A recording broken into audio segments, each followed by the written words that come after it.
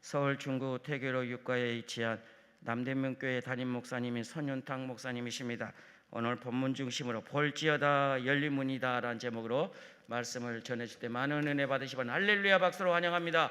할렐루야.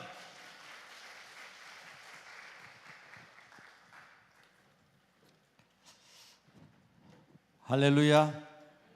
할렐루야. 오전 예배 은혜 받으신 분들 좀 돌아가셨네요. 보니까 저희 교회 교인들도 한 10명 정도 왔었는데 안 보이네요. 나와 계신 분 계신가? 여하튼 귀하고 복된 날 오후 시간 이 뜨거운 날씨에 한번 따라합시다. 여기가 좋사오니, 여기가 좋사오니 은혜 주실 줄 믿습니다. 이 좋은 자리에서 은혜 풍성하게 받고 돌아가는 여러분 되시길 바랍니다. 길을 바로 찾아야 돼요. 길을 바로 찾아야 돼요. 근데 이 길은요, 이 길을 찾을 때 남자분들과 여자분들의 의식 구조가 조금 달라요. 남자는 항상 방향을 보고 찾습니다. 근데 여자분들은 위치, 그물의 위치를 보고 찾아요. 그래서 늘 차를 몰고 가다가 저기다, 아니야 여기야, 그럴 때 저는 늘 저희 집사람한테 집니다. 틀림없이 맞는 것 같은데 아니요, 저희 집사람이 정확해요. 저기서 조금만 돌아가지고 저 부분에 가면 뭐가 있다 그러면 확실한데, 저는 또 이 경상도 무심아들이요, 고집이 좀 세요. 팍팍 우기다가 집니다. 팍팍 우기다 져요. 그런데요, 방향을 얘기할 때, 먼 거리의 방향을 얘기할 때는 저희 집사람 방향을 못 잡아요. 남자와 여자의 구조가, 의식 구조가 차이입니다. 서로 합쳐져야 되는 거예요. 그래서 하나님께서 남자와 여자를 만드시고 가정을 이루게 하셨습니다. 저 왼수 같은 거 그러다가 남편 세상 떠나거나 혹은 남편 없게 되면 그때라서 알게 되죠. 아, 그 인간 그래도 내게 필요한 인간이었구나. 하나님이 그렇게 만들어 놓으셨어요. 저는 결혼을 하게 되면 대개 처녀총각들이 찾아와서 주례해달라고 부탁하면요, 제가 꼭 묻는 게 있어요. 첫째, 사귄 지 얼마나 되냐. 어떤 사람은 1년, 2년, 3년 된다는 사람도 있고 10년 동안 사귀다가 이제 결혼한다는 사람도 있고 2달, 석 달밖에 안 됐다는 사람도 있어요. 자, 그 다음 질문이 중요하죠. 자, 그 정도 사귀었으면 알겠네. 상대방 약점이 있어요, 없어요? 저는 꼭 그렇게 묻습니다. 2달, 석 달 동안 사귀어 보니까 네가 결혼하려고 하는 그 사람에게 약점이 있더냐, 단점이 있더냐, 없더냐 물어봐요. 교회 중직자의 자녀들, 또 청년 시절에 목사와 가까이 지낸 사람일수록 더욱더 당당하고 자신 있게 얘기합니다. 목사님, 결점 없어요. 단점 없어요. 살다 보면 단점이 보이게 돼 있는데 단점을 보고 어떻게 결혼합니까? 심지어는 이렇게 얘기합니다. 자기 딴 똑똑하게 대답한다고. 제 눈에 콩깍지가 씌었어요. 목사님, 영원토록 제 눈에 콩깍지가 벗겨지지 않도록 기도해 주십시오. 자기 눈에 콩깍지가 씌어가지고 아무리 봐도 그 여자 그 남자한테는 단점이 없다는 겁니다. 그렇게 대답하면 저는 틀림없이 이렇게 대답합니다. 좀 더 이따 결혼해야 되겠네. 단점 없는 사람이 어디 있어? 상대방의 약점이 뭔지 알고 난 다음에 결혼하자. 왜냐하면 사람마다 약점이 없는 사람이 없고 단점이 없는 사람이 없다.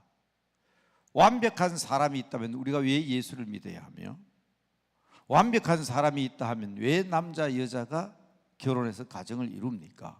자기가 완벽한데. 여러분 한번 보세요. 저희 교회도 많아요. 40대 50대 청년 총학들 많아요. 물어보면 안 한대. 부족한 게 없대요. 완벽한 사람들은 혼자 살려고 합니다. 그런데 완벽한 사람이 사실은 없습니다. 자기에게 속고 있습니다. 자, 결혼은 뭐냐? 상대방의 약점을 보고 그 약점을 내가 감당할 수 있을 때 결혼하는 거야. 지금부터라도 상대방의 약점이 뭔지 서로 고백하든지 알아보든지, 그리고 상대방의 약점이 있을 때 그 약점을 내가 감당할 수 있는지, 그게 중요하다. 저는 원래 결혼한 지 꼭 44년 됐습니다. 왜냐하면 제 아들이 44살이니까. 그렇죠? 결혼하고 1년 지나서 딱 저는 1년이 15개월 만이니까 1년 3개월 만에 제가 아들을 낳았거든. 그 아들 나이하고 제 결혼한 연수하고 똑같습니다. 44년 동안 제 아내와 살면서 제가 느끼고 깨달은 게 뭐겠습니까? 저 사람의 약점이 있다. 저 사람의 단점이 있다. 근데 그 단점을 볼 때마다 저렇게 완벽한 사람이 저런 약점이 있는데 내가 그것을 위해서 나하고 결혼했구나. 저도 여러분 강단에서 설교하고 학생들에게 가르치고 늘 앞에 서이니까 완벽한 사람 보이지만 제만큼 결점이 많고 단점이 많은 사람 없습니다. 엄청나게 많습니다. 그런데 늘 보면 그 부족함을 누가 메꿔주냐? 제 아내가 메꿔줍니다. 목사로서는 치명적인 약점이 있습니다. 저는요, 목사하면 안 되는 약점이 있어요. 참 이상하죠. 제가 여러분 앞에서 여기서 2시간 3시간 동안 강의를 하고 어떤 주제를 가지고 설명을 해도 여러분 저 성경 안 보잖아요. 연도 안 외우잖아요. 노트 안 보잖아요. 연도도 줄줄줄 다 외우고 성경 장절도 다 외우고 말씀도 그저 2시간 3시간 딴 얘기해도 원고도 안 보고 얘기합니다. 그리고 어떤 사람이 얘기할 때 옛날 얘기 다 합니다. 그런데 왜 그 이름이 왜 기억이 안 나요? 이름이. 사람을 보면 우리 교인인 줄 알겠는데, 사람을 보면 우리 교회 집사고 우리 집 권사인 줄 알겠는데 인사까지 해놔놓고 막상 제게 제일 큰 고문은 뭔가 하면, 목사님 제 이름 아세요? 알다가도 막 헷갈려 기억이 안 나요. 막 그래 물으면, 그러면 집 옆에 있던 집사람이 다 챙겨줘요. 네. 제가 신학교에서도 얘기할 때 목사는 사람 이름을 잘 알아야 돼. 사람 이름을 잘 알아야 돼. 기도할 때도 저는 다 딴 거는 몰라도 교인들 위해서 기도할 때는 이름을 적고 기도 제목을 적고 기도합니다. 저희 교회는 교회가 굉장히 높은 언덕이 있습니다. 누구에게 물어봤어요. 서울역 그 평지부터 우리 교회까지 만약에 땅을 깎아서 건축을 한다면 우리 교회 마당까지 몇 층이에요? 8층이래요. 우리 교회 마당이 평균적인 서울역 앞 평지에서 8층이나 높아요. 그런데 제가 늘 심호하는 담임 목사실이 거기에 3층이 있습니다. 그리고 제가 늘 기도하는 처소는 거기로부터 5층이나 더 올라가야 돼요. 종탑에 올라가서 저는 기도합니다. 그러니까 그 높은 기도실에 올라가면서 조금이라도, 옛날에는 강단에서만 했습니다. 늘 설교하는 강단에서 했는데 요새는 그 종이 쪽지를 듣고 한겨울에는 춥습니다. 엄청 추워요. 여름에는요 햇볕이 바로 들어와요. 뜨겁습니다. 그런데 그곳에 가서 교인들을 위해 기도하는데 기도 제목 놓치면 안 되잖아요. 그래서 적어서 올라간다. 그런데 참 이상해요. 저하고 같이 사는 사람은요, 누구 이름만 되면 사돈 내 8초까지 다 엮어버립니다. 우리 교회는요 금일춤 엮여 있어요. 제가 거기에 부임한 지 13년이 됐지만은 전혀 남남처럼 보이지만 저희 집사는 그분과 그분은 사돈이고요, 그분의 조카하고 저분의 며느리는 그분의 조카가 제 집의 며느리고 얽히고 얽혀 있습니다. 그거 다 얘기해 주거든요.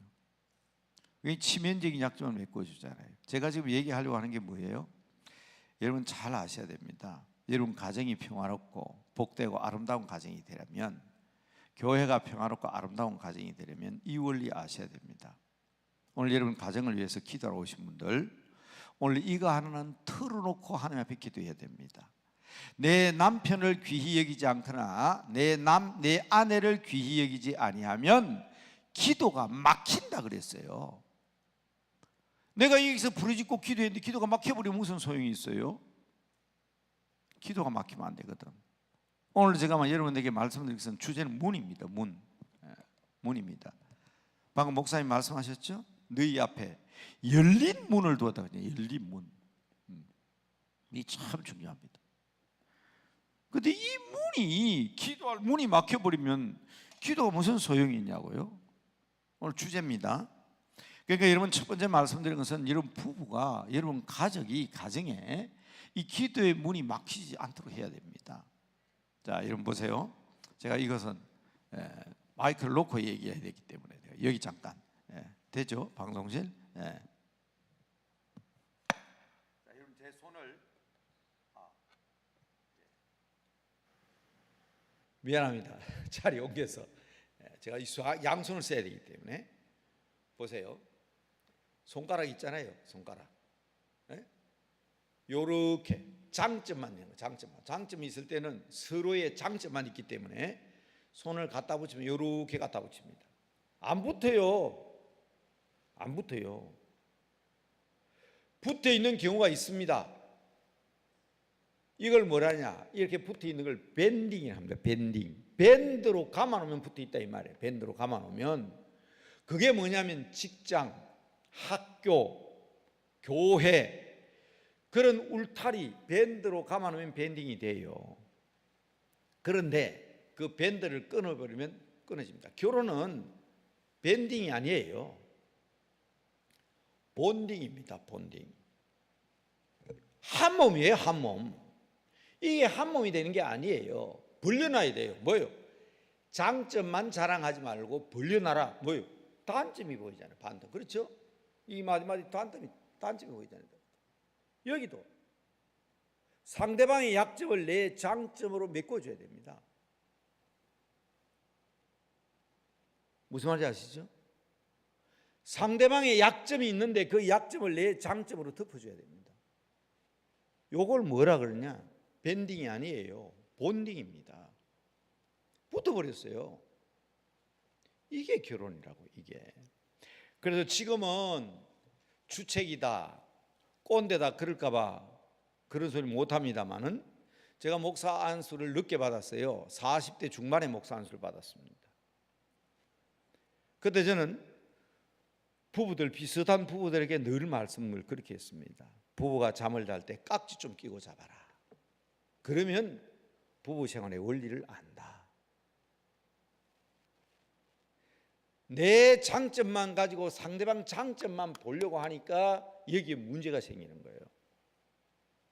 이것을 기독교적 교육학적 용어로 뭐라고 하느냐? 엔카운터라고 한다. 방송 중 미안합니다. 제가 자꾸 왔다 갔다 해서 이제 더 왔다 갔다 안 할게요. 절로 갈게요. 자, 이 엔카운터라는 말을 영어로 읽겠습니다. 엔카운터. COUNTER. 엔카운터. 이거 우리말로 만남입니다. 만남. 그러니까 제가 말하는 것은, 자, 목사님 주례해 주세요. 우리 만난 지 몇 년 됐습니다. 미팅이에요. 미팅. 이 미팅은 회사에서 아침마다 직원들도 미팅합니다. 그렇죠? 학교에서도 미팅합니다. 그러나 결혼은 미팅이 아닙니다. 만남은 만남인데 엔카운터예요. 엔카운터. 이 엔카운터는 뭔가 하면 이런 밴딩이 아니라는 거예요. 밴딩. 본딩입니다. 그러니까 상대방의 약점을 이해해야 됩니다. 그래서 저는 저희 교회 장로님들에게 늘 하는 말이 있습니다. 목사님 그러시면 됩니까? 목사님 그렇죠. 그러면 좋게 얘기하시라고. 내가 알고 있다고. 내가 그런 단점이 있기 때문에 장로님들이 필요합니다.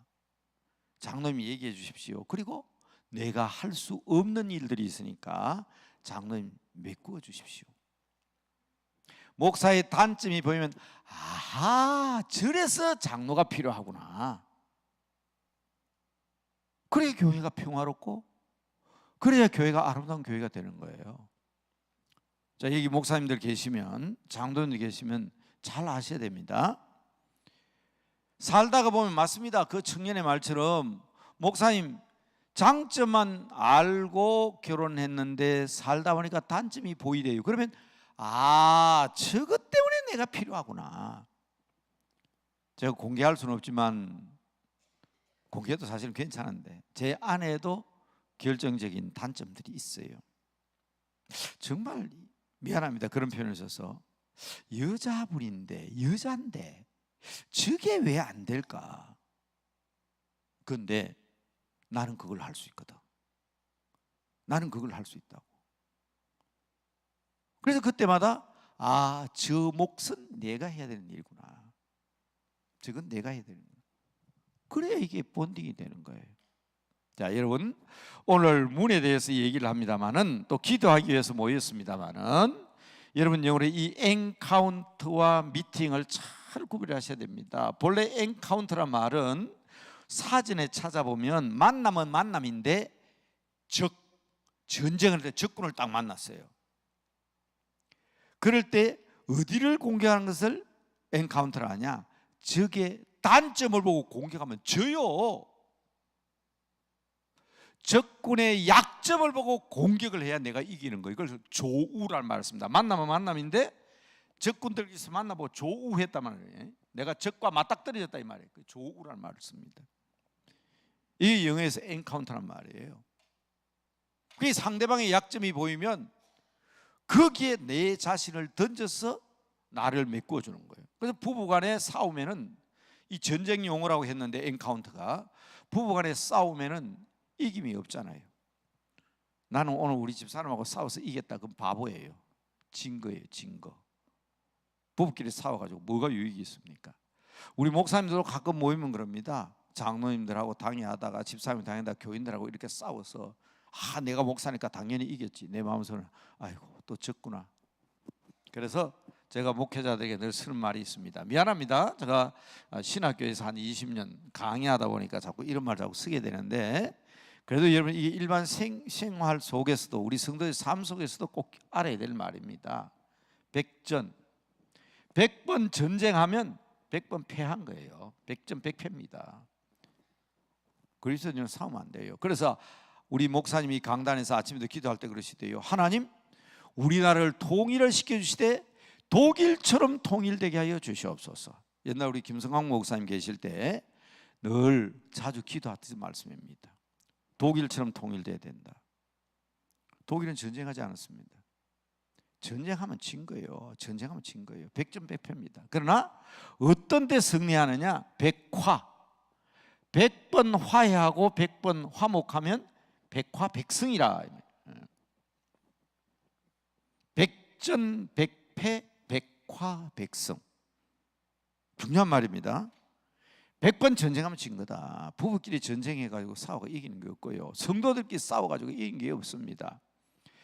공개해도 될는지 모르지만 저희 교회는 세브란스라는 분이 돈을 주어서 에비선 선교사에게 한국에 가면 3가지를 하라 그랬어요. 그게 뭔가 하면 학교와 병원과 교회입니다. 그때 건물로 세운 학교가 연희전문학교고, 병원이 세브란스 병원입니다. 그리고 교회가 저희 남대문 교회입니다. 6.25 사변 때까지 서울역 앞 울타리 안에, 한 울타리 안에 있었습니다. 어제도 우리 열세하신 90 넘으신 장로님들과 또 군생활했던 장군 몇 분하고 앉아가지고 점심 식사를 하시는데 그런 얘기 하시더라고요. 서울역에서 병원을 들었으면 문이 있었는데 그 문이 바로 병원 문이고 학교 문이고 교회 문이었다. 그때 중학생이었는데 토요일만 되면 북을 메고 당구를 치고 그러면서 서울역 앞에, 그때 서울역을, 저는 서울역은 옛날부터 서울역인 줄 알았는데 서울역이 아니라 그러네요. 남대문역이랬답니다, 그 이름이. 그래서 남대문역에 오고 가고 하는 사람들에게 북 치고 장구 치면서 학생들이 토요일만 되면서 전도한 이야기. 또 교회 마당은 연희전문학교 대학교 마당이고 건너편에는 예비성관이 있어서 그건 병원 원장님이 있었고 이쪽에는 교회가 있었다. 그래서 예배를 드릴 때는 본당에서는 예배 드리고 우리 학생들은 그 세브란스 병원 예비성관에서 우리는 학생들 예배 드렸다. 그때도 우리 학생들이 150명에서 200명 됐다. 뭐 그런 얘기를 막 하시는데 그 얘기는 뭔가 한 울타리에 있었던 거 아닙니까? 그렇죠? 한 울타리 안에 있었습니다. 그러나 전쟁이 끝나고 다 불타고 난 뒤에 저희 교회는 언덕으로 올라왔습니다. 지금 그래서 서울에 보면 저 언덕 위에 교회가 있어요. 지금은 잘 안 보입니다. 건물들의 폭 사이에 있어가지고 서울로에서 보면 보여요. 겨우 보입니다. 건물 사이에 이렇게 보입니다. 그리고 연희전문학교와 세브란스 병원은 합쳐져 버렸습니다. 연희의 연자, 세브란스의 세자 따가지고 연세대학교가 되었습니다. 지금 본부는 전부 다 신촌으로 가 있지만 그러나 세브란스 병원이 있었던 그 자리 지금 서울역 앞에 큰 세브란스 빌딩이 서 있어요. 이제 그 얘기를 옛날 어른들은 우리는 모르죠. 저는 태어나지도 않았을 때 얘기니까. 근데 제가 무슨 얘기 하려고 하는 거 아니? 문제가 생긴 거예요. 우리는 별로 문제가 없었는데 이놈은 문교부 교육부에서 자꾸 문제를 제기하는 거예요. 왜냐하면 그 돈은 세브란스가 준 거예요. 그래서 우리 교회는 지금 본당 건물이 한 800평 되는데 이 본당 800평이 깔고 있는 자리가 교회 건물은 저희 교회가 지었지만은 그때는 같았으니까 세브란스가 돈 줄 때 병원 짓고 학교 짓고 교회 지으라고 지으니까 거기다가 교회를 세운 거예요. 그게 57년에 법이 개정되면서 그만 등록을 하는데 지금 현재 저희들 교회가 깔고 있는 땅이 연세재단의 땅으로 되어 있어요. 연세대학교 재단으로 되어 있어요. 그러니까 이 교육부에서 감사할 때마다 연세재단에 와서 그런데요, 왜 이게 연세대학교 땅인데 그 교회가 있냐, 달세 받아라, 안 그러면 팔든지, 계속 아마 그렇게 막 수시되는가 봐요. 그러니까 거기 일하는 사람 괴롭잖아요. 상위기관 교육부에서 자꾸 그냥 그 땅은 연세대 땅인데 왜 그게 교회냐 그러니까. 이게 여러분 오래됐습니다. 10년 20년 아니라 거의 100년 가까이 지금도 현재도 가만히 나누면 아무 문제가 없어요. 왜냐하면 우리는 같은 정신에 의해서 세워졌으니까. 같은 에비선 선교사가 세웠고 세브란스가 같은 존을 줬잖아요. 자, 어떻게 할 것이냐. 제가 부임하고 난 뒤에 몇 분의 변호사를 만났습니다. 그런데 변호사님들이 하는 말, 목사님 싸우면 안 됩니다. 싸우면 안 됩니다. 그게 주제입니다. 싸우지 마십시오. 우리 땅이다 하고 다투면 재판이 붙게 되고, 재판이 붙으면 변호사들이야 변호사 수수료 받고 좋지요. 그리고 또 하나는 돈 갖다 대문이 선교사잖아요. 남대문교회 지지 않습니다. 이길 수 있습니다. 그러나 법적으로 연세대학이 이길 수도 있습니다.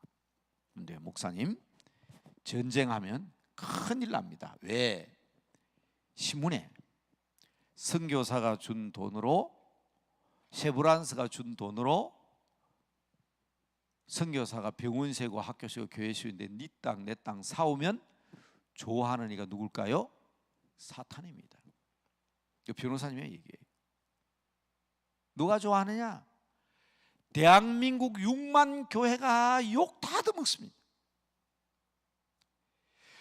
둘 다 자기 돈으로 산 게 아닌데 신문에 빵 나면 예수쟁이들, 한국교회 뿌리가 거기 있는데, 여러분 그거 아시죠? 아이가 태어날 때는 산부인과 병원에서 태어나지, 여러분 섬기는 교회 대한민국에 6만여 개의 교회가 있습니다. 다 어디에서 나왔습니까? 병원에서 태어났습니다. 알렌 선교사 와서 병원 안에 예배를 드렸던 것인데 그때만 하더라도 교단이 없었습니다. 우리 교회는 장로교, 감리교 합쳐져 있었고 2년 후에 최초의 세브란 장로교인 세문안 교회가 세워졌고 감리교인 정동감리가 세워졌어요. 그 나머지는 그 병원 아니에요.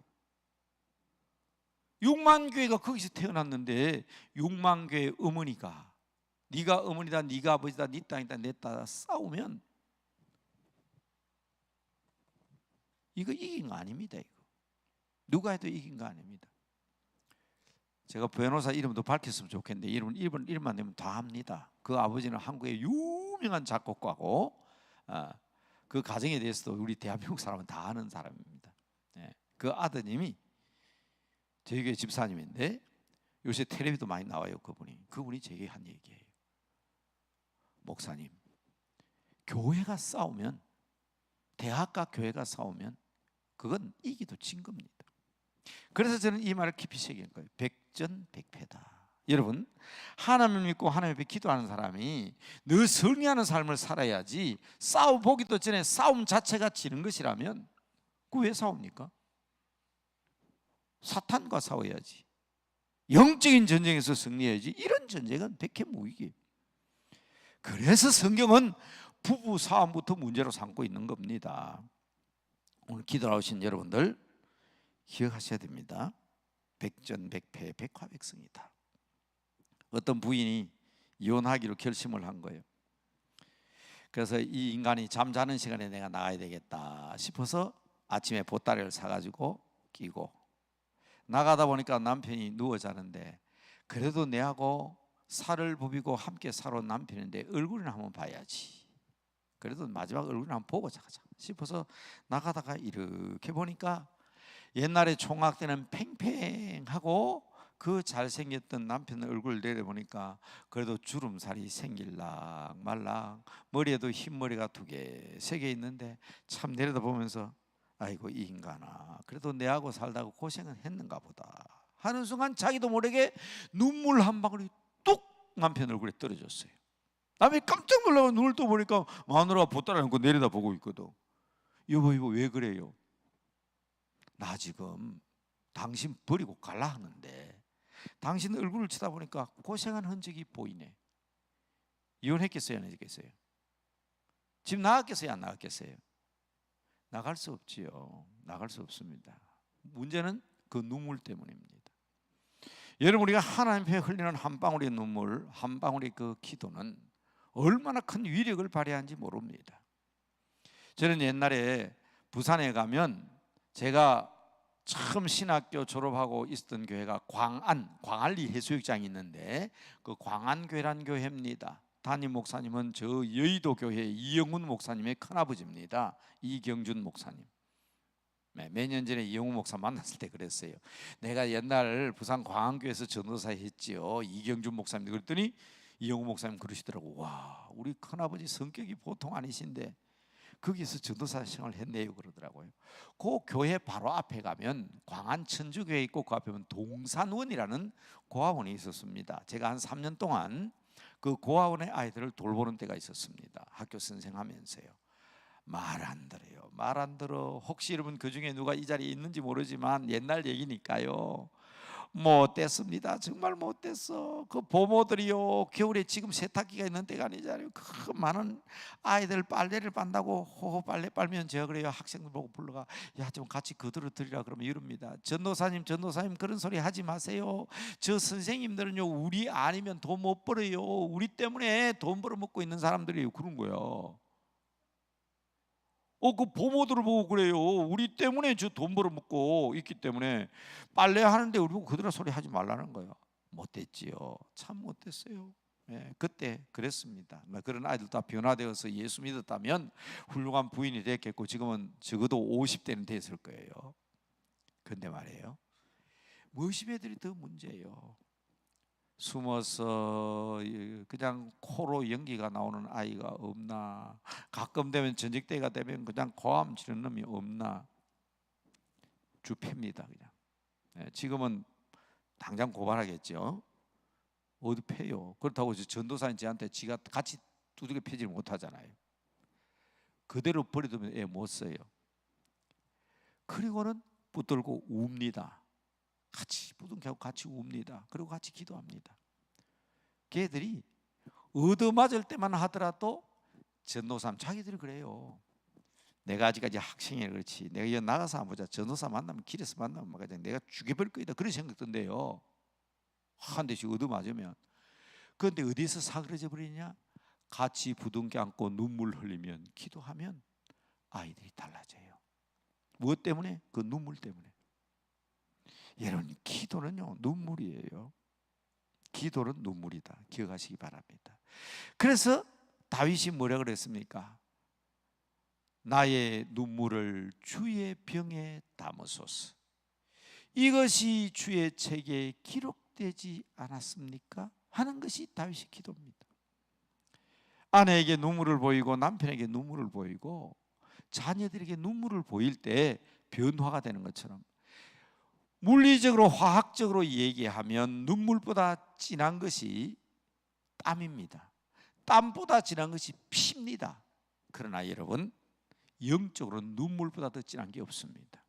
어린 아이가 아빠가 낳아놓은 시계 하나를 만지다가 고장을 내버렸어요. 그놈을 고치다고 땀을 뻘뻘 흘립니다. 못 고쳐. 나중에는 침에 찔리고 톱니바퀴에 찔리고 피가 납니다. 그래도 안 돼요. 그러면 어떻게 합니까? 응아 하고 웁니다. 엄마 못 고치겠어. 바로 그 눈물입니다. 피는, 땀은 내가 노력하는 것이고 내가 희생하는 것이지만, 그렇잖아요. 땀은 내가 노력하는 것입니다. 피는 희생입니다. 우리 부모님들이 자녀들을 위해서 얼마나 많이 희생합니까? 알아줍니까? 정말 피가 흐르도록 희생하고 수고했는데 알아주더냐고요? 그런데 이상합니다. 눈물에는 녹아내립니다. 그래서 다윗이 그렇게 기도한 거예요. 나의 눈물을 주의 병에 담으소서. 이것이 주의 책에 기록되지 아니하였나이까. 얼마나 많은 눈물을 흘렸으면 그 눈물을 주님의 병에 담으라 했겠어요? 싸우지 맙시다. 그리고 눈물의 기도, 기도 중에 기도는 눈물의 기도입니다. 하나님 앞에서도 내가 하는 땀방울, 내가 수고하는 희생의 피 소중한 줄 압니다. 그러나 우리가 하나님 앞에 이래도 안 되고 저래도 안 되기 때문에 이 동산에 올라온 일들 있을 겁니다. 분명히 하나님 안 됩니다. 정말 이번에는 기도 응답받고 내려가야 됩니다. 해도 안 되는데 이 문제는 해결받아야 합니다. 뭘로 해결하십니까? 눈물의 기도 이상 더 중요한 거 없잖아요. 다윗의 눈물의 기도를 기억하십시오. 그리고 그 눈물이 세상을 변화시키고 막힌 기도의 장벽을 허문다는 것을 아셔야 합니다. 여러분, 문이 열려야 합니다. 물론 우리 기독교는 모든 종교가 다 강조하는 이거잖아요. 자, 오늘 문에 대해서 얘기한다 그랬는데, 먼저 이 길, 이 도가 중요하잖아요. 도. 우리 조선의 선비 정신은 도학 선비입니다. 도학 선비. 우리 선비하면 도를 바로 알아야 됩니다. 그래서 뭐 열심히 도를 닦는다 그러죠. 도를 닦는다, 수련한다, 수도한다 그래요. 수도한다. 맞습니다. 이 도가 중요해요. 길이거든, 길. 요한복음 1장에 보면 태초에 말씀이 있었다, 쫙 따라보면 태초에 도가 있었다 해야 돼요. 이 길이 중요해. 이 길 잘못되면 큰일 납니다. 어제 저희 집사람하고 그 무슨 임직신 순서 맡으러 가는데요, 교회가 여기 있어요. 전철을 타고 이리로 나가야 돼요. 그런데 집사람하고 같이 가다 쫙 이리로 나가 버렸어. 그 이리로 가다 보면 분명히 왼쪽에 있거든. 왼쪽으로 쳐다보니까 아무것도 없어. 이리 가도 없고 저리 가도 없고. 이거는 뭐예요? 남자 책임이죠. 건물을 보고 위치를 보는 것은 부인이 하는 일이지만 방향은 제가 잘못 잡았거든요. 제가 여기서 아무리 헤매도 여기 있는 교회가 여기 있을 리가 없습니다. 여러분, 잘못된 버스는 갈아타야 합니다. 옛날에 그런 전도적이 있었죠. 방향 잘못 가면 모든 게 끝나는 거예요. 나중에 한참 가다 보니까 남산이 나도, 남산이. 왜 여기 남산이 있지? 그때라서 스마트폰 끄집어내가 지도해 보니까 완전히 거꾸로 온 거예요. 방향 잘못 잡으면 큰일 납니다. 이 길은요, 방향이 중요합니다. 방향. 그래서 우리는 구원받을 수 있는, 나는 구원 열차 탔잖아요. 방향이 지금 천국으로 갑니다. 다시 한번 묻겠습니다. 우리는 성도인데 여러분 거룩합니까? 진짜 여러분 거룩하냐고. 정말 여러분 거룩합니까? 그런데 왜 우리를 성도라고 부릅니까? 우리는 거룩하지 않습니다. 다만 거룩해져 갈 뿐입니다. 그런데 이유는 왜 성도냐? 우리는 거룩한 길로 결국은 그 길로 가기 때문입니다. 어디로? 이 문을 향해서 가기 때문입니다. 그러니까 이 도가 중요한 거예요. 그래서 동양에서는 수도를 해가지고 도가 통하지 않으면 도 아닙니다.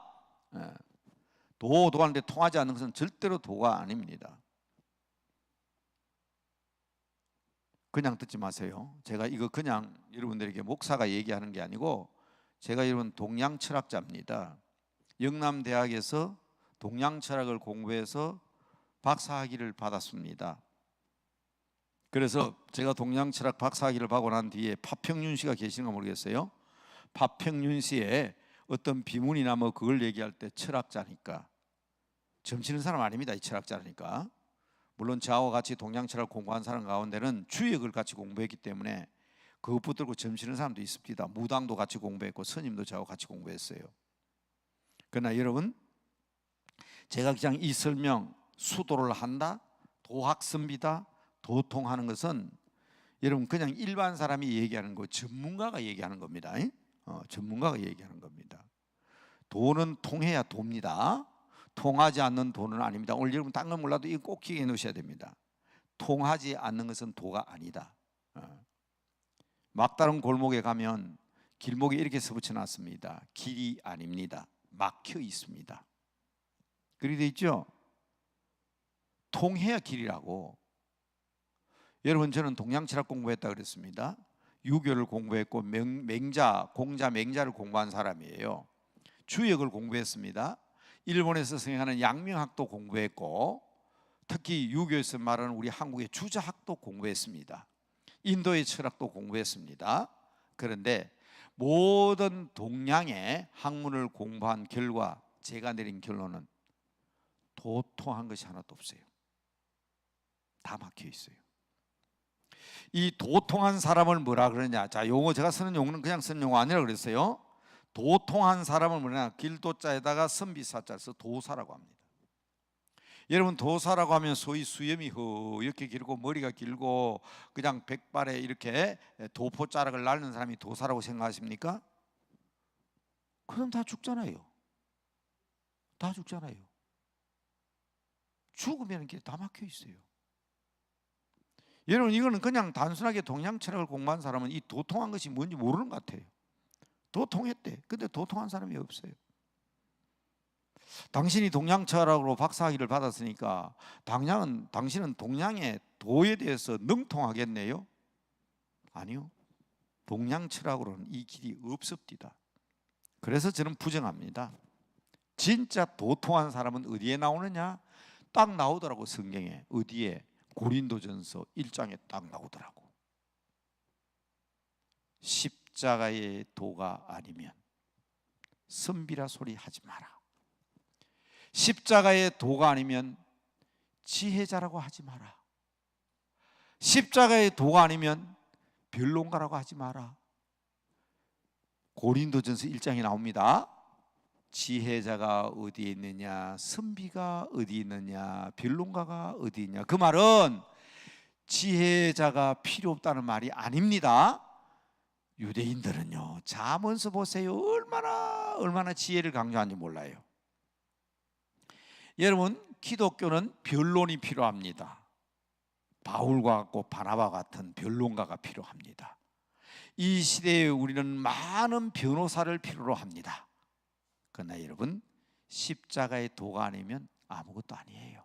지혜가 아니라는 거예요. 그 중간에 딱 박혀있는 말이 선비라는 말입니다. 십자가의 도를 모르면 선비라고 하지 마라.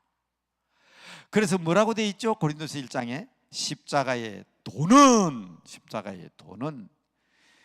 구원을 받은 우리에게는 하나님의 능력이요, 멸망받을 자에게는 미련하게 보인다 그랬잖아요.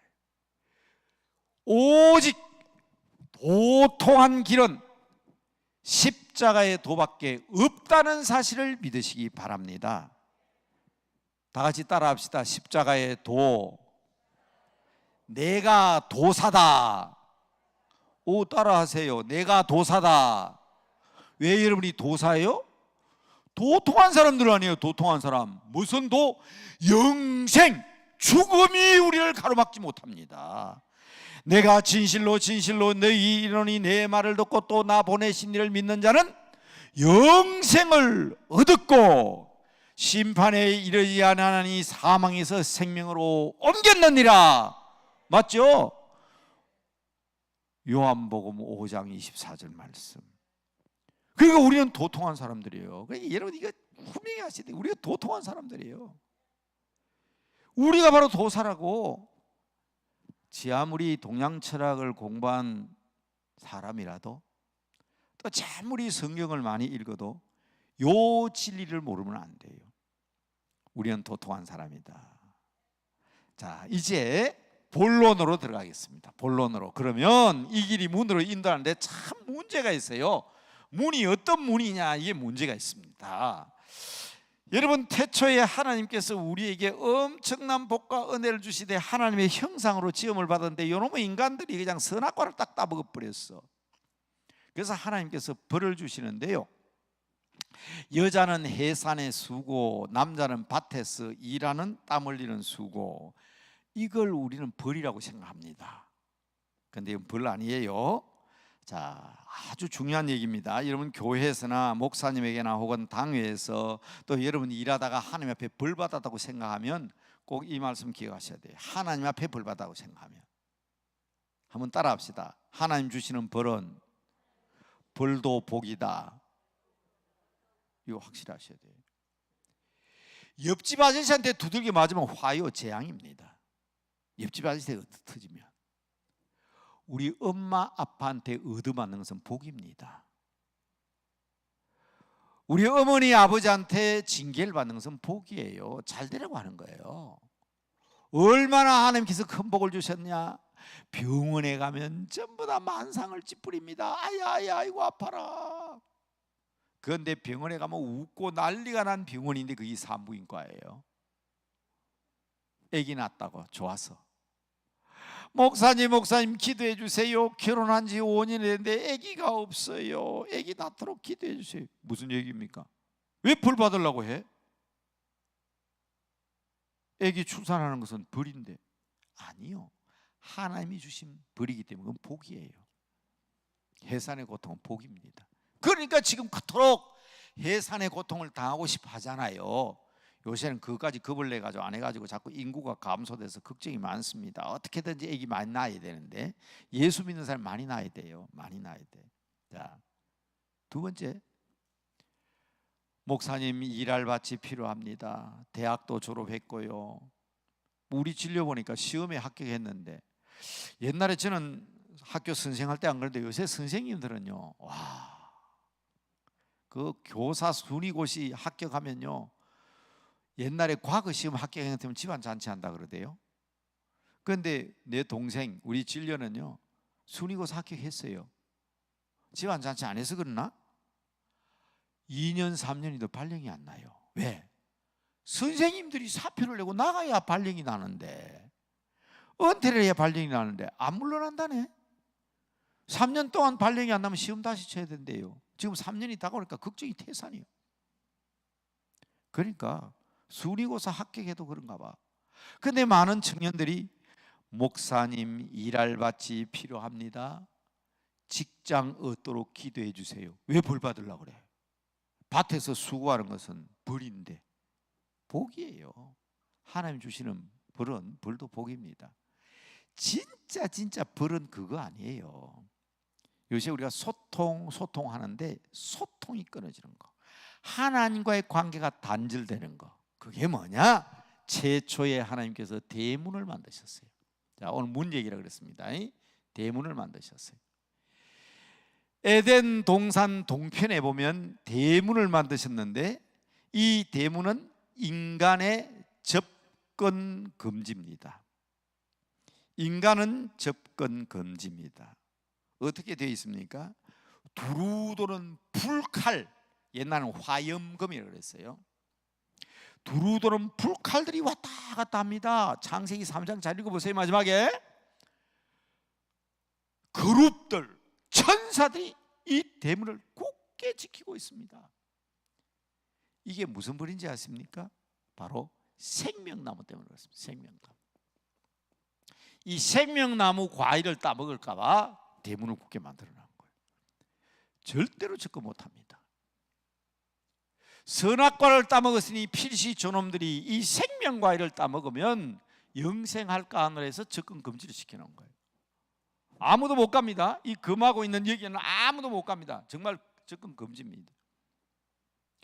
그런데 한번 보세요. 성경을 잘 아셔야 돼요. 요한계시록에 갔더니 요한계시록 22장에 딱 보니까 이거 뭐야? 생명수 강가에서 그랬어요. 생명수 나무가 있어요. 그 나무 그늘에서 사람들이 가서 쉬고 있습니다. 생명수 강가에서 사철 생명수 나무의 그 푸른 잎사귀는 사람의 모든 질병을 낫게 하고 그 그늘에서 사람이 쉬고 있고 흐르는 생명수 강물을 마시면서 여기 생명수 강가로 나와 있다. 그 생명수 강가로. 이 도대체 어디에서 들어왔을까? 이 사람이 못 들어가는데. 자, 이 성경을 오늘 여러분 제게 말씀드린 것은 이 전체를 오늘 이해하고 우리가 바른 기도를 드려야 된다. 제가 처음에 말씀드렸습니다. 막힌 기도하면 안 됩니다. 그게 여러분 가족을 위해서, 이웃을 위해서, 성도를 위해서 늘 평화로운 삶을 살아야 합니다. 100점 100표입니다. 두 번째로는 길을 바로 찾아라. 문으로 가는, 복 주시는 문을 길을 바로 찾아야 된다. 우리는 도통한 사람들이니까 영생을 얻게 된 길을 가게 되는데 문제는 요거 어떻게 들어갔냐, 여기 중요한 겁니다. 이게 신구약 성경 전체의 내용입니다. 이게 어디에 나온다고요? 이 창세기를 그랬잖아요. 이 창세기, 이게 창세기요. 이게 계시록이에요. 이 계시록이요. 이 계시록이에요. 그러면 창세기와 계시록 사이에 무슨 일이 있었느냐? 이게 이제 성경 내용입니다. 자, 그때 예수님께서 뭐라 그랬냐? 나는 문이다. 나는 무엇이다. 어디에 나온다 그랬죠? 요한복음에 나온다 그랬죠. 마태복음은 예수님이 저기 계시네. 와, 저분은 왕이시다. 그게 마태복음이라고 그랬죠? 성경 마태, 마가, 누가, 요한복음은 같은 내용 아닙니다. 오늘 오전에도 얘기했어요. 같은 내용 아닙니다. 이걸 알고 읽으셔야지. 그냥 읽으시면 무슨 얘기를 했던 거 또 하고 했던 거 또 안 하고 그렇지. 여러분 이걸 바로 알고 이러면 성경이 눈에 보여요. 저기 왕이 계신다. 유대인의 왕으로 나신 이가 어디에 계시뇨? 동방왕에서 그렇게 물었잖아요. 그렇죠? 나는 하늘과 땅의 권세를 가지고 너에게 명령한다. 왕의 명령이에요. 이게 마태복음 마지막 28장이에요. 마태복음 왕입니다. 마가가 볼 때는 와, 저분은 섬기는 종이시네. 예수님이 말씀하셨죠? 나는 섬김을 받으려 함이 아니라 섬기러 왔다. 종으로 사셨습니다. 섬기는 종으로, 소처럼. 그렇게 알고 마가복음을 읽어야 돼요. 누가복음은요, 다른 복음서에서 전혀 안 나오는 내용이 나와요. 선한 사마리아 사람의 이야기, 그렇죠? 삿개오의 이야기, 부자와 나사로의 이야기, 돌아온 당자의 이야기, 다른 복음서에 안 나와요. 얼마나 인간적인 얘기입니까? 참 인간적인 얘기예요. 그러니까 누가복음은 사람, 예수님이 하나님인데 사람을 오셨구나. 다 그분입니다. 근데 요한복음은 그분이 아닙니다. 납니다. 나, 에고, 나는 이 말, 영어로 I, 에이미, 에이미. 이건 뭐냐면 M 이 말입니다. 나는 무엇이다. 요한복음을 읽을 때는 이걸 읽어야 돼요. 예수님이 뭐라고 얘기하시냐? 1장에 보면 나는 태초부터 있었던 하나님의 말씀이다. 15장 나는 포도나무다. 10장 나는 목자다. 이렇게 나오잖아요. 그러니까 요한복음은 나는 뭐다. 근데 거기 보니까 나는 문이다. 양의 문이다 하고 나온 거예요. 이 문이 박살이 납니다. 왜? 예수님이 문이잖아요. 그 문 대신 예수님이 골고다 산상에 올라가셔서 피 흘리시고 살찌으시고 십자가에서 죽으시니까 빵 뚫려버렸어요. 이 문이 아니고는 절대로 여기 들어갈 수 없습니다. 그래서 이 과정이 우리 신구약 성경 전체 내용이다. 이 성경을 전체로 쫙 보면 이 눈에 보여야 돼요. 그래서 오늘 요한계시록에 너희들 앞에 내가 열린 문을 문을 두었다 그러잖아요. 열린 문을 두었다. 여러분, 그 열린 문으로 출입하는 여러분들 되시기를 주님의 이름으로 축복합니다. 자, 그런데 오늘 그러면 손 목사가 이거 가지고 문에 대한 기도에 대한 내용이 끝나느냐? 이제 중요한 문 세 가지를 가지고 여러분들과 함께 기도 제목으로 삼습니다. 이제 여러분이 성경을 찾아보셔야 돼요.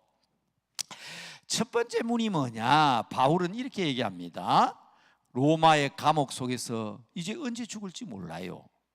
로마 감옥에서 죽었다가 순교를 하게 되는데, 그 로마 감옥에서 보낸 편지를 우리는 뭐라고 하냐면 옥중서신이라고 합니다.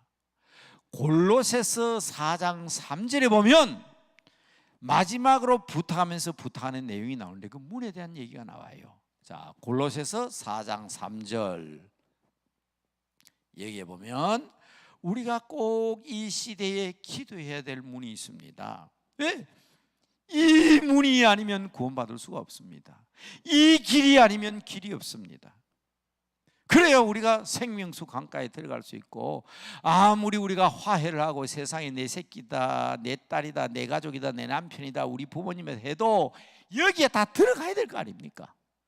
그러기 위해서 우리는 우리 힘으로, 내 속에서 나온 내 자식이지만 내 마음대로 됩니까? 우리 부모님 물어봅시다. 내 자식들이 내 마음대로 되더냐고요. 뭐 부부는 한 몸이라고? 한 몸은 무슨 한 몸이요? 왜 왼수 같다고 그럽니까? 내 마음대로 안 돼요. 사람의 마음을 사람이 바꿀 수 있으면 얼마나 좋겠습니까? 바꿀 수 있는 방법, 그것은 하나님께 기도하는 방법밖에 없다 그랬습니다. 그래서 기도 중에 기도는 눈물의 기도라고 말씀드렸는데, 골로새서 4장 3절에서 바울은 골로새 교회 교인들에게 이렇게 얘기합니다. 찾은 사람 있어요? 골로새 4장 3절 무슨 문을 열어달라 그러죠? 무슨 문? 예, 전도의 문을 열어주소서. 이게 우리 그리스도인들이 있어 가장 중요한 기도 제목이 되어야 됩니다. 여러분, 저는 어제 우리 교인들이도 그랬어요. 그리고 임직 시간은 그 교회 가서도 그렇게 얘기했어요. 오늘 아침에 어제 오후에 만난 어떤 목사님에도 그렇게 얘기했어요. 무슨 핑계냐? 코로나 때문에 아무것도 못 했다고, 전도 못 했다고? 2년 반 동안 그러면 사람이 하나도 안 죽었습니까? 지옥 갔다고, 지옥 갔다고. 예수 안 믿는 사람 지옥 갔어요. 예수 믿는 사람 천국 갔어요. 무슨 핑계냐고. 코로나 때문에 못했다고 무슨 그런 얘기를 하냐고요. 그랬어요. 아직 코로나 끝나지 않았습니다. 목사님, 남대문교회 담임 목사가 최신이 있지, 서울역 앞에서 아침마다 그 무슨 짓입니까? 그 겨울에 모자 덮어 쓰고 마스크 쓰고 목도리 감고 그 써가지고 예수 믿으라고 피켓도 들고 왜 그렇게 서 있느냐고. 거기는 보면 막 이 찬송, 목이 째져 찬송 부르는 사람이 있고 예수 믿으라고 과음 지는 사람인데, 내가 가만히, 그분들 착해요. 그분들 제가 부인하는 거 아니에요. 근데 솔직히 난 하지 말라고 싶어요. 왜냐하면 예수 믿다가도 그 소리도 믿기 싫어질 것 같아. 여러분, 그래서 그 안 믿는 사람 지나가다 그 소리도 예수 믿는 사람 마음 생기겠어요? 아이고, 나 찬송 좀 예쁘게 불렀으면 좋겠는데. 예수 믿으세요. 이래서 하면요, 막 예수 믿는 나도 막 예수가 정이 떨어지려고 하는데. 근데 목사님 왜 가만히 계십니까? 좀 하지 마라 하지. 아이고, 그거라도 안 하면 누가 전도하겠어요? 그래서 나는 그 사람도 고맙게 생각하고 가만히 있는 거예요. 가만히. 예, 정말입니다. 정말 솔직한 심리입니다. 저는 늘 그 아침마다 왔다 갔다 하면서 보잖아요. 하루 내에. 아이고, 좀 전도하면 좀 예쁘게 하면 얼마나 좋겠나. 그래서 저는 아침이 되면, 조용한 아침이 되면 출근하는데 우리 교회 앞에 하루에 한 2,000명, 3,000명 지나갑니다. 그래서 제가 들고 서 있는 거예요. 가까운 교회는 여러분을 기다리고 있습니다. 금요일 되면 이렇게 적혀 있어요. 주말은 가족과 함께 가까운 교회로 가십시오. 코로나 기간에는 제가 이렇게 썼습니다. 여러분 참 어려우시죠? 하나님은 여러분을 사랑하십니다. 그런데 어떤 분이 와서 그러더라고요. 남대문 교회에 담임 목사 체면이 있지. 누가 목사님 보고 대학 교수라 그러고, 누가 목사님 보고 무슨 박사라 그러고 그러겠냐고. 그거 좀 안 하면 안 되겠냐고. 해야 됩니다. 해야 됩니다. 왜? 제가 전철에서 전도하다가 쫓겨난 경험이 있기 때문에. 요만한 학생들 조용히 했다고 전철에서 떠들면 안 되잖아요. 여러분, 가까운 교회는 여러분을 기다리고 있습니다. 여러분의 종착점이 있는 것처럼 인생의 종착역이 있습니다. 많은 소리도 안 해서 그냥 팍 알아듣고 얼른 집에 가가지고 기억날 수 있도록 간단한 말로 했는데, 그 전철 운전한 차장이 그냥 확성기로 그냥 공중에서 그냥 막 그렇게 외쳐버리네요. 지금 전철 안에서 종교 활동을 하고 계신 분 다음 역에서 내리시기 바랍니다. 딱 그러는데, 아이고, 저 소리를 들은 사람이 내를 보고 나를 보고 예수 믿겠냐? 전철에서 종교활동 내리라 하는데 내가 하면 덕이 안 된다 싶어서 내렸지요. 미국에서 온 목사님에게 물었습니다. 야, 미국에는 그렇게 전도할 수 있냐고 했더니, 미국에서는 그럼 바로 잡혀간대요. 기독교 국가잖아요. 그렇죠? 나는 종교가 자유롭고 전도 마음대로 되는 줄 알았어. 길거리에서 전도지 나누면 잡혀간대요. 그래서 그때라서 내가, 이야, 대한민국이 참 좋은 나라다. 미국에서는 전철에서 그렇게 하면 바로 잡혀가서 바로 벌금 내야 된대요. 그러니까 지금 벌금 안 냈잖아요. 그래서 제가 그걸 보고 차장을 보고 욕한 게 아니라 참 감사하다. 그래도 나 벌금 안 내고 그냥 쫓겨났어. 그래서 생각하다가 나무 집 앞에, 그것도 비가 억수로 오는 날 거기 서 있을 수 없잖아요. 그래서 우리 장로님하고 두 사람이서 밑에 지하철 전철 BPR로 굴러갔더니요, 그게 뭐 세큐리티인가 뭔가 하는 까만 옷을 입어서 어디니 나가래요. 우리 장사하는 사람이 아니잖아요. 그랬더니, 여기는 사유지기 때문에 당신들 여기서 전도하면 안 된다는 거예요. 버티니까 그분이 나중에 이러더라고. 목사님 좀 비켜주세요. 저 예수 믿어요. 목사님 여기서 전도하면 제 목 떨어져요. 아이고, 큰 소리 딱 들 때는 끝까지 버티려고 그러는데 그 소리 하니까 그만 할 말이 없더라고. 그래서 우리 장로님의 약속에 비 오는 날은 하지 맙시다. 비 오는 날은 하지 맙시다. 우리 이거 하다가 예수 잘 믿는 청년이 회사에 목이 떨어지면 안 되잖아요. 그래서 지금 그렇게 써 있어요. 근데 제가 그렇게 얘기하는 사람들에게 하는 말입니다. 핑계 대면 안 돼요. 전도 어렵다고 핑계 대면 안 된다고. 힘들다고 핑계 대면 안 된다고요. 저희 교회 권사님 한 분이요, 제가 지금 코로나 전에는 공제적으로 금요일마다 전도팀 나갔거든요. 금요일 되면 우리 교회 문 앞에서도 전도하고 그랬습니다. 다 구호가 있어요.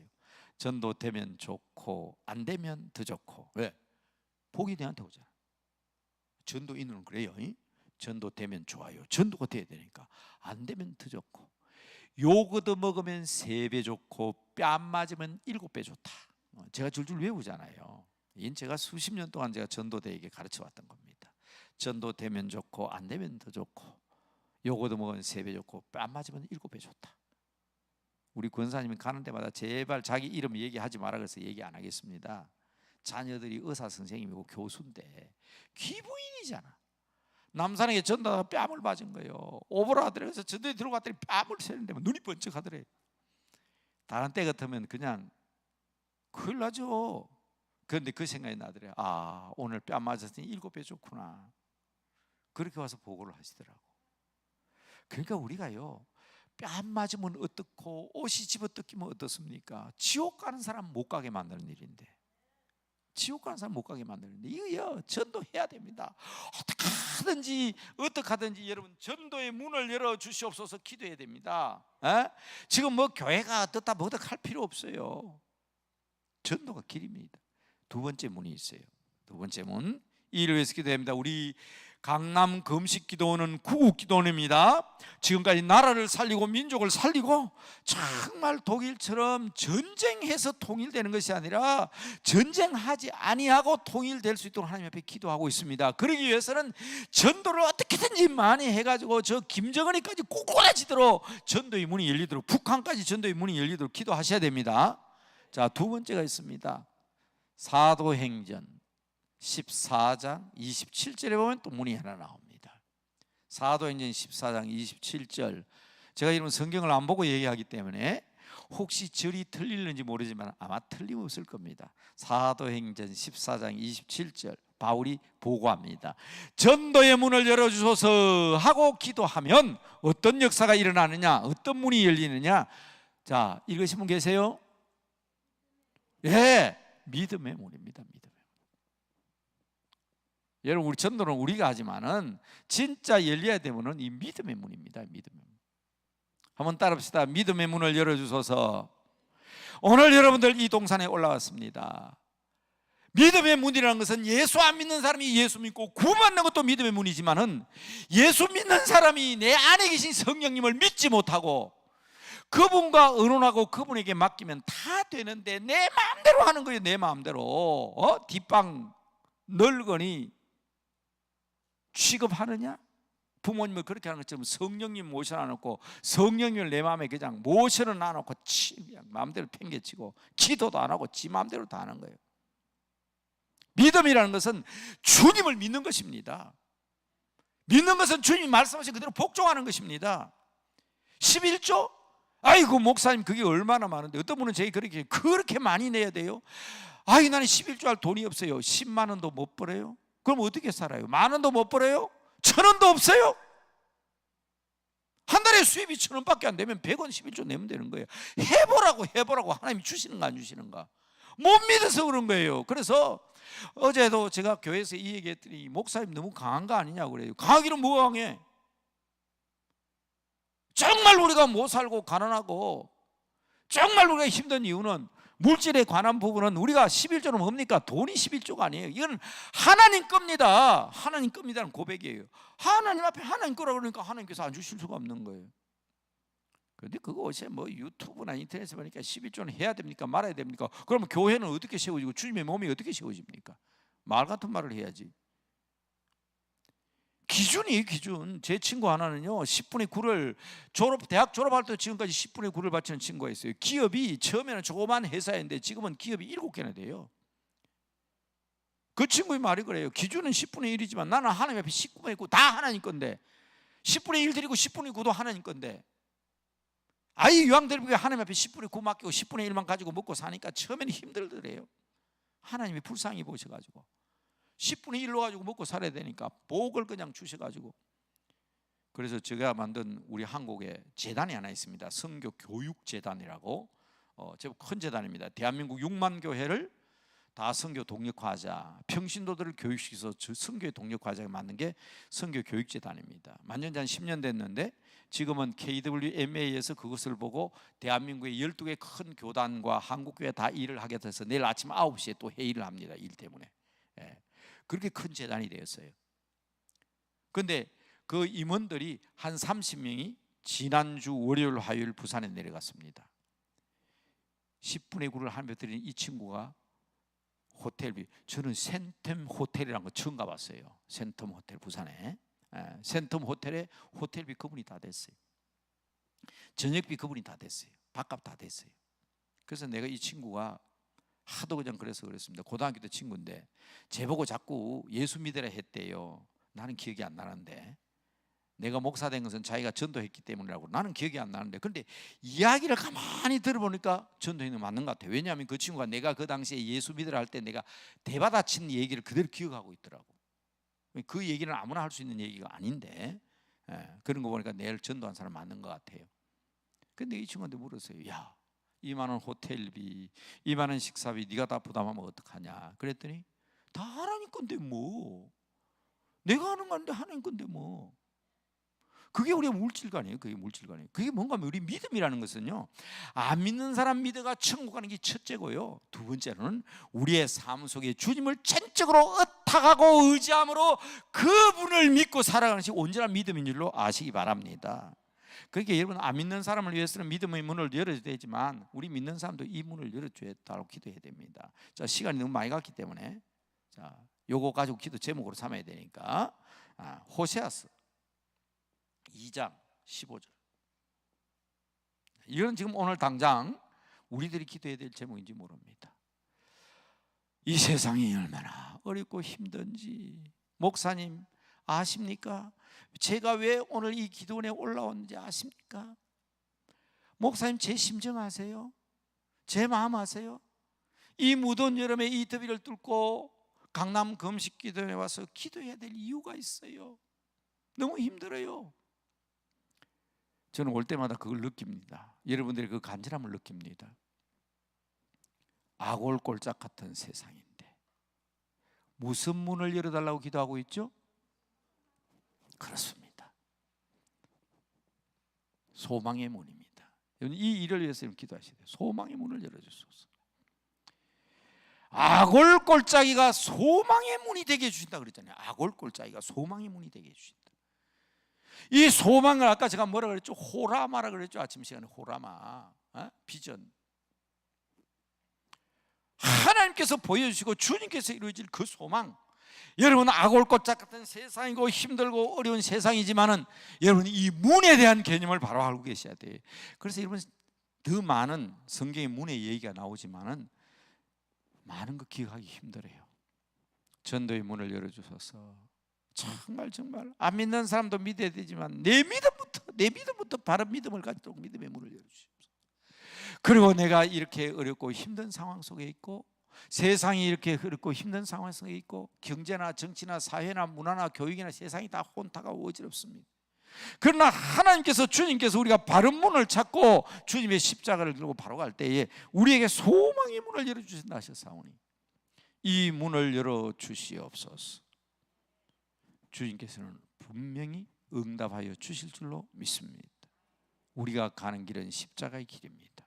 우리의 길은 막힌 길이 아닙니다. 우리 주님께서 이 일을 위하여 모든 것을 희생해 주셨습니다.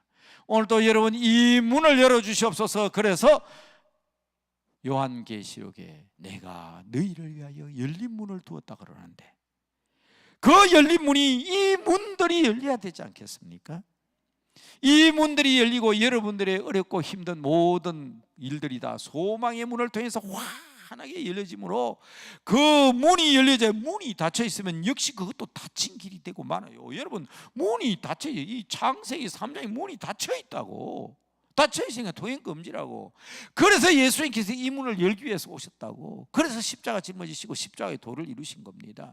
그 문이 아니고는 여기에 들어갈 수가 없습니다. 그래서 우리는 예수님의 이름으로 기도하는 것은 바로 문 대신 예수님이 바로 그 문이시기 때문입니다. 오늘 여러분 주님의 이름을 부르면서 주여 주여 주님의 이름을 부를 때에 여러분들의 앞에 닫혀있는 문들이 환하게 열려지는 막혀있는 기도의 장벽과 담벼락이 다 무너지고 시원시원한 폭포수 같은 은혜가 여러분들에게 쏟아지게 되기를 주님의 이름으로 축복합니다. 축복합니다. 축복합니다. 다 같이 그 문을 향하여 두 손을 드십니다. 주여. 다 함께 그 문을 향하여 외칩시다. 주여 주여.